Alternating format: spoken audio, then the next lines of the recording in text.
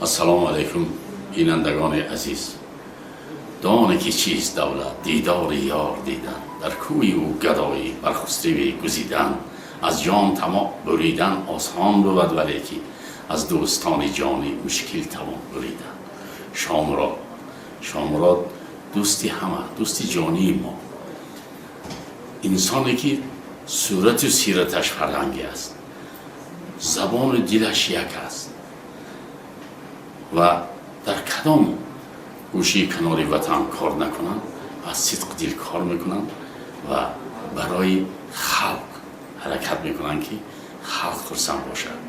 من خیلی سالهای زیاده میشناسم برادری از شامراد، پدر، اولادشان، برادرها، خواهرها، اهل بیتشان همه به فرهنگ هستند. همین درباره شامراد، درباره اهل بیتشان بسیار گپ زدن ممکن ساعتها، لیکن اساسش همین که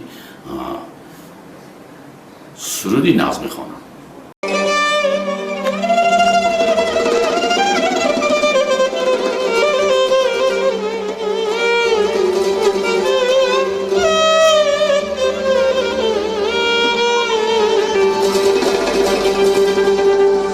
آوچد بامورم آوچد دلیرم یکم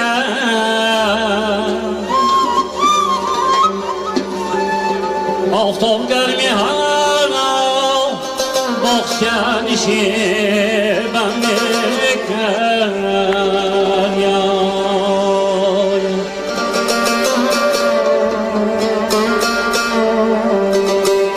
آوچد مرمی آید بکنای ماید تگام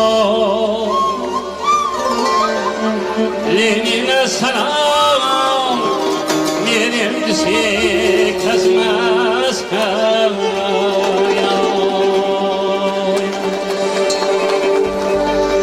حتی برای جوره به گرات و خرزک زندان.